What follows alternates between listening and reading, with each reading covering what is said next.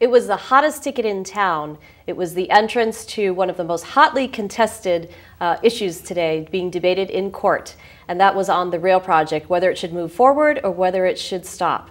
And today we have a plaintiff in the case, Randy Roth. He's a University of Hawaii professor, and also Panos Prevedouros, that was a mouthful, sorry, and who's also an engineering professor from the University of Hawaii. And they are two experts in transportation, and the reason I wanted to have them both here today is because Panos is an expert in alternatives analysis and also rail, and can talk a little bit about the criticisms that were brought up in court today by the defendants. And Randy, you can give an overview today of how you think it went in court and what issues you think were most important that were brought out. So I don't know, Randy, if you can talk about a little bit, start off today with what happened in court today and how do you think it went? Well, it was very exciting, and the courtroom was packed, and there was some added drama because we plaintiffs found the best lawyer anywhere to represent our interests. A big name in the environmental law field, somebody that the American Bar Association had named the Environmental Lawyer of the Year just a year or so ago, and he had emergency surgery just very recently. And so we had the choice, do we go forward with his young sidekick, or do we ask for a continuance and put this off for a while? We've been pushing hard to get it decided as soon as we could, and so we didn't want to push it off. We put our trust in Matt Adams, is his name, this relatively young lawyer, and he just did a terrific job. So the fact that he was there alone was a surprise to most people in the courtroom, and we were just delighted at how well he did. We were also very pleased that the judge had clearly done his homework. The judge knew the case extremely well, and the judge asked the right questions from our point of view, listened closely to both sides. We thought that our lawyer, Matt, did a terrific job of presenting our case. We weren't terribly impressed with the other side's presentation, and so we're feeling even more optimistic than we did before the hearing, and we were feeling pretty good before the hearing. So you never know. There's a human factor, and it's a complicated case, but we're feeling very good right now. Just to give an overview, it's 180,000 pages of record. Some of the plaintiffs include Governor Ben Cayetano, who's governor until 2002. We have you, and we also had Cliff Slater, who's a transportation expert, retired businessman, Walter Heen, who's a retired judge, and then of course you had different, and Dr. Michael Uechi, and then you have different groups who are represented by Hawaii's Thousand Friends and Outdoor Circle and Small Business Hawaii Educational Foundation. Right. So that was quite a team that teamed up to challenge the city's rail project. We've worked amazingly well together. We don't agree on every issue, and there are some issues that we strongly disagree on, but not rail. We feel very strongly that the proposed elevated heavy rail system is a bad system. We feel very strongly, we're in total agreement, that the city didn't follow the law, that they went through a flawed process, and we also feel that they weren't completely honest with the public. And so for a number of different reasons, this group of plaintiffs is very passionately convinced that our cause is right, and as I mentioned, we're optimistic that we're going to prevail. I think there was about 150 people in court today. It was so many people that they actually had only standing room left, and they were still wheeling in chairs to try to get people seats. They put the audience in the jury box, which is because it was no jury was there, and so you had people lining the entire room, sitting on the floor, standing up, and so but you had quite a few supporters there. I've never seen a courtroom setting quite like that, and the judge was extremely flexible in bringing in folding chairs that were placed between him and the lawyers, filled the jury box, and I thought he handled it quite well. The audience was very respectful, but overwhelmingly opposed to rail, and very interested in every word, and there was just a lot of excitement in the courtroom, and especially when the judge started asking some sharp-edged questions and making some pointed comments. the level of excitement was ratcheted up even more. So we don't want to get our expectations too high, but we are feeling good about it. Some of the specific issues that our lawyer argued were issues that we think are our strongest issues, and he argued them today because the judge specifically asked that he address certain issues. One has to do with the burial issue. The Native Hawaiian burials and where they are. And the law basically says before you can start a project like this, you've got to do your archaeological inventory to figure out just where the burials are or likely to be and plan accordingly. And the city has basically said, no, we'll get started and we'll figure out once we're partway there. And we're convinced that the law just doesn't let them do that. Our lawyer also argued very effectively, I believe, that the law, and the other side agrees with this, the law requires that you start with a needs and purposes and needs statement. And it can't be drafted so narrow that nothing except what they wanted, elevated heavy rail, would fit. And once you've got that, you've got to take the technologies and routes that are potentially attractive under that statement and really look at them in detail and objectively. And Panos can give you all of the details on that.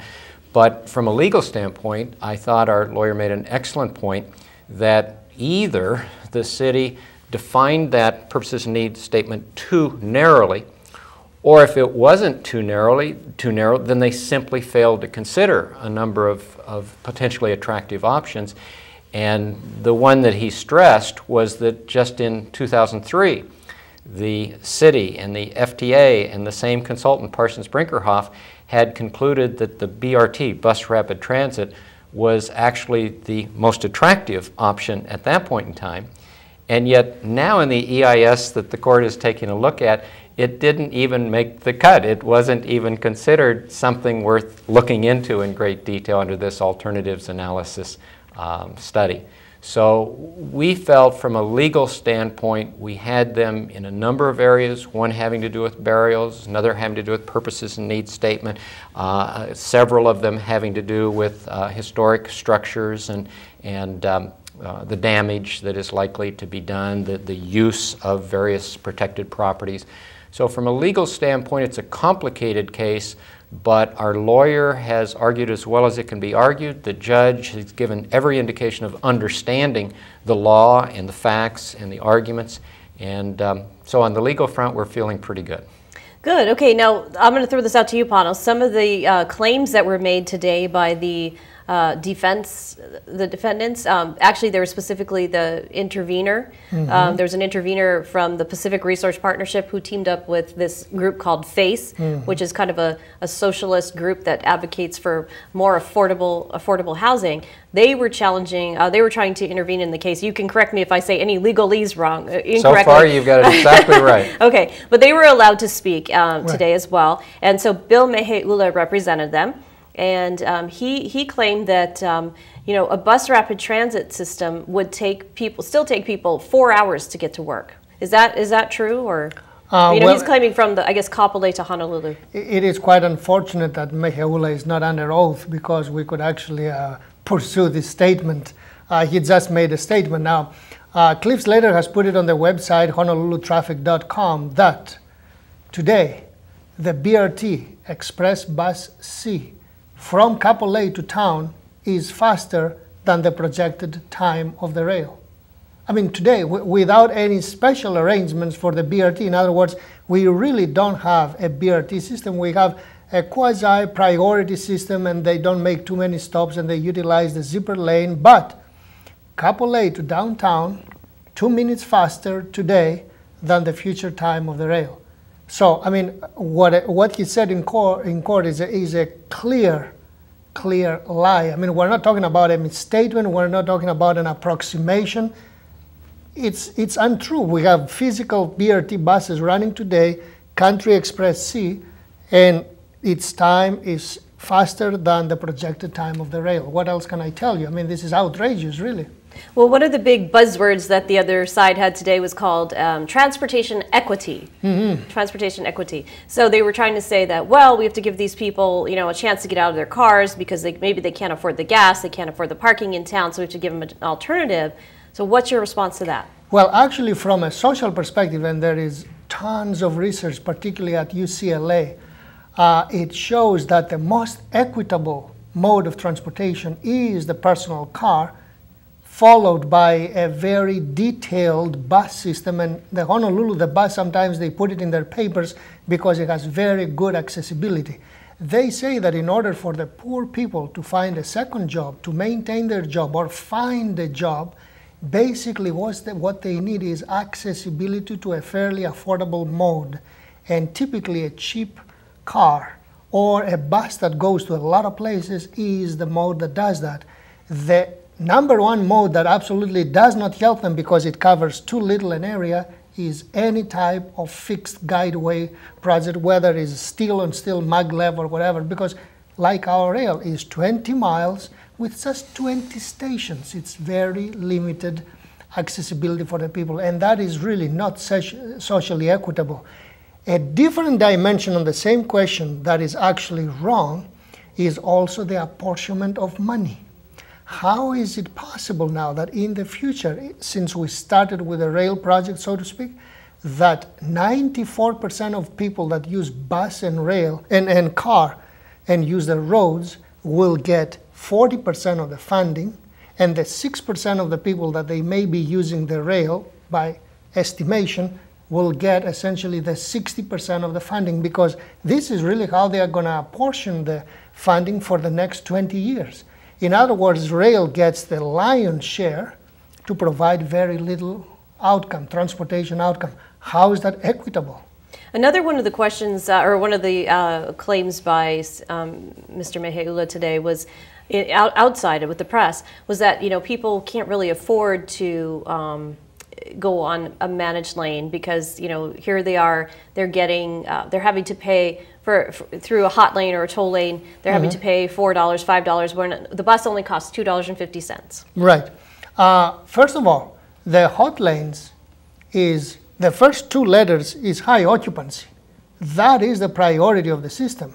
We built a project for high density transportation, buses and carpools and van pools that once they meet an occupancy requirement such as 4 people, they go free. The problem is that if you add them up, you will get maybe 1,000 of those an hour. Well, from highway engineering, we know that a typical lane carries 2,000 vehicles an hour. Then you have 2 lanes because you're not going to make just 1 lane road, right? At least 2 lanes. That's 4,000 vehicles per hour. You have use for 1,000. What's the rest of it? Empty? Well, that's one way to do it. You can do that. It's not very efficient. So the federal government says, why don't you go add the third letter, T, for toll, which in this case is not really a toll, it's congestion insurance. Once you pay the displayed amount, that's why also they ratchet the toll, so not too many people go in, because remember, we have a capacity of 4,000. We don't want to make this a bumper-to-bumper situation. We want our buses and van pools and everybody else to go at 50 to 60 miles an hour. So you regulate the toll, so only people who choose to pay it, they can go on and get an express trip. The rest, they get a great benefit because now we took, let's say, 3,000 cars out of the free H1, we put them on the managed lanes, and it's a win-win. If you want, you pay $4 and you go on at 60 miles an hour. If not, you stay on the free freeway, and then for free, you realize a 10% travel time savings. I mean, internationally, hot lanes is a win-win-win, and it's a choice. Nobody really tells you what to do, and if you are a bus passenger, you will get a very expeditious transportation. So basically, Randy, the plaintiffs are arguing that these alternatives were not really fairly explored. Is that right? Definitely. In some cases, not at all. In other cases, at the wrong time of the process and not subject to the same standards that the law requires. Today, the city's lawyers basically said, well, Your Honor, there are 180,000 pages there, there's a lot of information there, and the court said, well, where's the analysis? the law requires that you analyze each of these alternatives that should be considered, and it seemed as though they just didn't have an answer. He also asked on the burial issues. He said, well, you're starting construction, you haven't completed the archaeological inventory. What happens if you find burials right in the path of the train? And Bill Meheula said, well, they'll just move the pillars. Well, our lawyer pointed out that it's potential, there's a potential that you'd have to move it 500 feet, some amount that's just impossible. And you can't do a zigzag with a steel-on-steel elevated heavy rail. And I think the judge recognized that the city's position just makes no sense whatsoever, but they insisted that that the programmatic agreement that they've entered into means that they can't just plow through any burials that they find. They have to make adjustments, and yet zigzagging isn't possible, and it's the longer they talked about it, the better we felt about that particular issue. Well, I found it interesting. Oh, go ahead, Panos. Yeah, what I find troubling about this is, the city's resistance to do the right thing, because this is a unique project where they actually know where they will be siting things. From the very beginning, they know that there will be 720 columns. Why can't they just make, to be simplistic about it, 720 pokes on the places that there will be, and at least get a sample? They have literally refused to do that. And they try every way they could with the FTA to cut and parcel the project and clear only the first 1/3, and then they'll do the rest in the future. Why? And Malia, I think there are some people who wonder about all of the deference shown to unmarked graves. And whether or not somebody wants to debate that, the law in Hawaii is really very clear.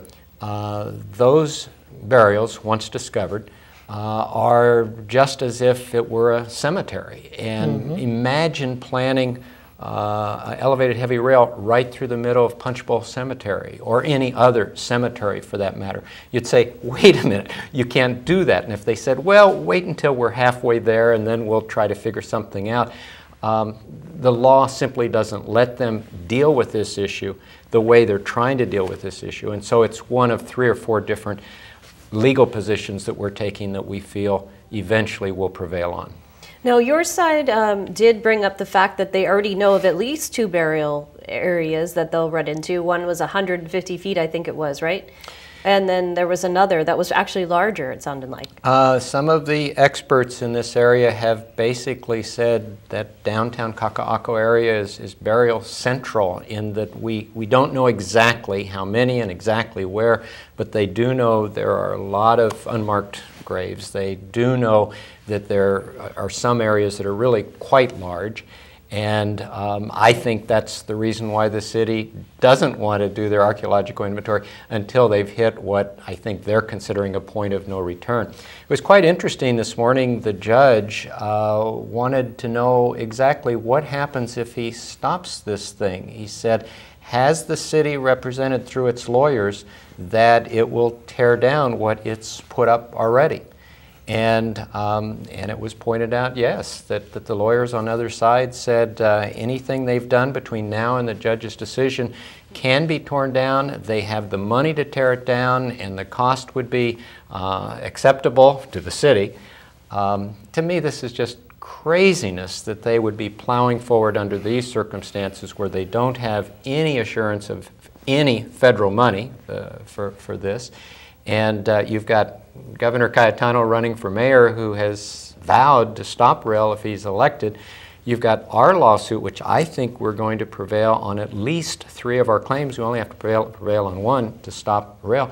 And then you've got a state lawsuit that the Native Hawaiian Legal Corporation is waging, that's been argued in front of the Hawaii Supreme Court. I think they argued extremely well, and I'm guardedly optimistic that they're going to prevail as well. So at the end of the day, this elevated heavy rail project, I'm convinced, is going to stop. What's up is going to be torn down. It'll be a disaster of epic proportions, and yet the city is just continuing to spend the taxpayers' money like it's nothing. Well, the interesting thing to me, watching from the outside, is that here you have the city rushing to do the columns as fast as they can, and they told the city council, I don't know how, if you were watching this or if you remember this, but they basically told the city, the HART, Honolulu Authority for Rapid Transportation, Board Executive Director Toru Hamamatsu, who was there at the time and now been replaced, but he said it's cheaper to build the columns and tear them down than it is to delay the contracts that they've already issued. And that's a whole another issue in terms of were they managing the project correctly. But they're giving the impression that they're just, rushing ahead with this project to build it and that there's no turning back. But on the other hand, they're telling the judge, and they told you to keep you from filing a TRO or an injunction. Is that what it is called, an injunction? A preliminary injunction. That they could tear it down. So they're kind of sending dual messages. You have the courts giving the PR message to the public one thing and then telling the judge another. The fact that they're pushing forward without any federal funding, there for sure, without having resolved these legal issues, they're pressing forward. The only reason they're pressing forward, I believe, is trying to reach what they think is a point of no return. And this judge made very clear very early in this hearing that he's not going to be swayed by those kinds of non-legal considerations. The city and the FTA either complied with the law or they didn't. And I'm convinced they didn't. And in the meantime, the city's getting deeper and deeper and deeper into a financial hole with the taxpayers' money. Now, Panos, you've been out there to the columns. Right. They built, I think, so far 12 columns at last count. These are the rail pillars that will support the rail. Can you give a little background on what it looks like? I've been out there too, but I want to get your perspective. For now, they don't look very tall. They are massive if you go close because the superstructure will be very large. The biggest part of the pillar is actually the foundation. So it takes a while to, that's why they cannot proceed too fast, because it takes a while to set the foundation, and then what you see at the top is the icing on the cake, so to speak. Now, really, this situation with the city was absolutely reckless, because there is no way that you will reach the point of no return that Randy is talking about. This is really a very large project that it'll take anywhere between 6 and 10 years to construct. You cannot say in the same breath that, I can go back and demolish it and expect that in 6 to 8 months you will reach the point of no return. It is impossible. At most, by the time, we have the new round of elections, the general election, they're going to put 30 columns out of 760. That is not even close to 5%. So it's not really a point of no return, but it's so reckless that they wrote those contracts, and now those contracts are chasing them, because that's why Toru made the thing. There are specific requirements in the contracts. Once you mobilize the contractor, well, the contractor actually went and started and asked for a $15 million payment from the city, because they said after several months, you are having us here sitting around. Well, we have mobilized, this is your bill, sitting around doing nothing. And at that point, the city essentially trapped itself. Well, we got to start this thing because we'll be spending millions for thin air, really, not hot, not cold air, just thin air, nothing. So they started putting up columns because they were designed already, etc. And what Meheula said is totally wrong. You really cannot move these columns. Once you move them more than 1 or 2 feet, you have to talk about doing a straddle, which means tripling your cost for every column, because you have to leave the area undisturbed and then go around it if that is a requirement. So it's a very linear, very precise system. You cannot go beyond 1 or 2 feet clearance. So you can't go 100 feet like they claimed? Oh, no way. Yeah. No way. It's not going to support itself. It's structurally, unsound. So actually their alignment has to be darn near perfect. So one of them or two may go 1 or 2 feet. Once you go beyond 5 feet, you have to do a straddle or a super column of sorts. And anything super or out of the ordinary means always more and more cha-ching. And out of 760 of them, even 10% variance will take your cost, sky high.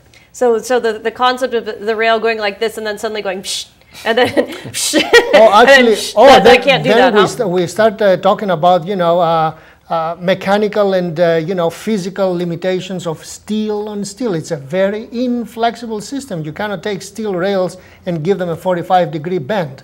It's not unsafe. It's not going to work at all. So it's not possible. Okay. Well, Randy, what are some of the other points that you thought were brought up? We only have about 2.5 minutes left in the show, but I wanted to make sure you got any other points, and Panos, that you brought up anything else that you want to, in terms of what came out today that was important, or what you want to address. Most of what happened in the courtroom today was quite technical. They were arguing very specific statutes and very specific regulations under statutes and cases, and actually in some instances footnotes in cases.